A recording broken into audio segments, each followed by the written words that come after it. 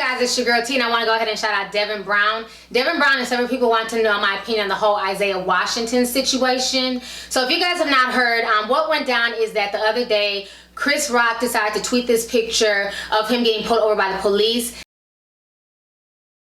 Chris Rock is saying that he's been pulled over by the police at least 7 times alone in the past few weeks, and he's really upset, so he took a picture of himself and he posted it onto social media. So after he posted that picture, Isaiah Washington sent out the following tweet, and when he sent out this tweet, folks started going in on him. They even started the hashtag tweet like Isaiah Washington. I'm going to go ahead and show you guys some of these tweets and some of these memes, and I'm going to come back with the rest of my commentary.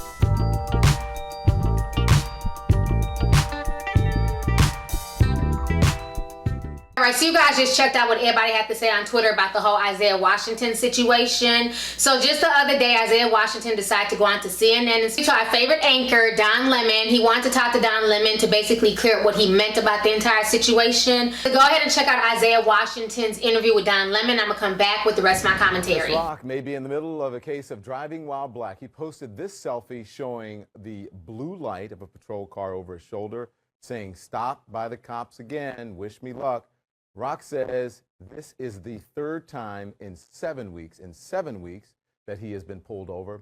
In response, actor Isaiah Washington tweeted this: "I sold my $90,000 Mercedes G500 and I bought 3 Priuses because I got tired of being pulled over by police."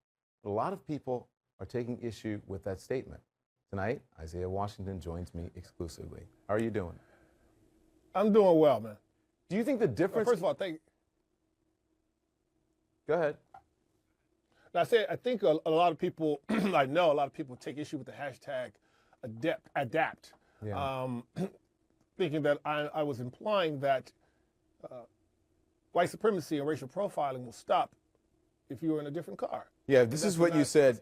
You said you were the hashtag adapt, and people are wondering, does Chris Rock need to adapt? You said, "I sold my $90,000 Mercedes G5, and then you talk about your Priuses there. So do you think the issue is, you think it's the car? The type of car? I think the issue are many things. From my experience,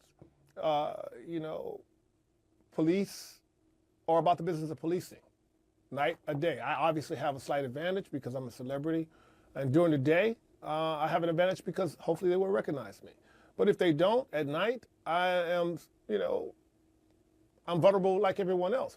But I will say this: since I got out of my G500 and been driving a Prius for the last 4 years with windows that are tinted darker than the windows that were tinted in my $90,000 vehicle. I have not been pulled over one time. You haven't been pulled over. What should Chris Rock adapt to? There's something happening in his community or wherever he is on that road or coming in and out of whatever that terrain, they're looking for something. They're policing something. And the timing, either good or bad, I think the timing for us to have this conversation is that it's good timing and bad timing for all of us because they're looking for something. Obviously, they're not looking for Chris Rock. Obviously, he hasn't broken any laws, and what you drive shouldn't matter, particularly if you're an African-American man. But if you are at war, which we all know that we are, there is a sentiment in the air that is highly toxic and highly negative. And what I was doing by that tweet was doing exactly what I wanted it to do, is excite a conversation that if we're looking at this term black and we're looking at this term driving while black, maybe we need to really look at the term black itself and start having a different kind of holistic conversation. But that's what I've been going. I want to understand when you said by adapt. Should he drive a different kind of vehicle? What should he do? Because Chris Rock is an American citizen and deserves every right to drive whatever kind of car he wants to, as long as he legally owns it and is registered. What are you saying? I did that too until I was driving in Burbank around 3 o'clock in the afternoon, on spring break about 6 years ago. I was pulled over in my G500, had the windows up, was pulled over, and in the middle of this very small street in the middle of Burbank, I tried to make a right turn on a red light after the motorcycle officer asked me to pull over. And I made that right turn to just get out of the middle of the street. That particular officer at that time, no matter what kind of day he was having, pulled over, ran up to my car with weapon drawn, and demanded that he see my license and registration. And what was I doing? Did I look like I was going to hit somebody? Where was I? Was I trying to run away? And he asked me who's in the car. And at that time, I said, well, my hands are on the steering wheel. Can I reach and put down my back window? When I did that, he saw that I had my daughter, who at the time was 3 years old, in a car seat, and my son, who was about 6 years old, terrified. Yeah. And it was at that point, he wrote me a ticket for having tinted windows on the windshield. I explained to him who I was. I was a celebrity. Listen, he Isaiah, I understand what you're saying. We have very limited time together, but I want to know, what would you have Chris Rock do? What does he need to change, and why does he need to change? I really feel that he needs to look at the area that he's in, and maybe even visit with the local police officers in that community, because I got pulled over so many times. They should have had memorized my driver's license plate at that time. So he should do that. He should reach out to the local police officers and question why they're pulling him out specifically. I know. I understand what you're saying. It puts a burden on him that's not a fair burden. It does that. That burden is not. Oh, come on, Don. We're done. Come on. We have been a people that created civilization in this world, and I believe that we are a people share the DNA that's going to re-civilize this world again. Mm-hmm. We've been burdened for 400 years. We can't just use that as an excuse to say that, well, we can't challenge the system as it is. We've been marching for years. He has to take a stand and get those officers' numbers and find out why he's being pulled over. Like I said, I've been in a position where I was pulled over by a police officer that unholstered his weapon, his firearm, when I had my children in the car. So I appreciate the comedy. I think that's what comedians are out there to do, to make light of these situations. But we are in a situation where we have to survive under extreme circumstances where people are angry, and for those who are practicing white supremacy, they're at war, and they're on the hunt, and they're angry. And they want some kind of restitution and retribution. So we have to really go about the business of having some serious conversations on how we survive and how we need to continue to survive. And yes, the onus is on us not to rehash respectable politics. That's not what I'm talking about. But if we don't survive, then we don't live to fight another day. All right, so you guys just checked out what Isaiah Washington had to say, and it's obvious that Isaiah Washington is standing by his tweet. The whole situation is sad. I kind of see both sides.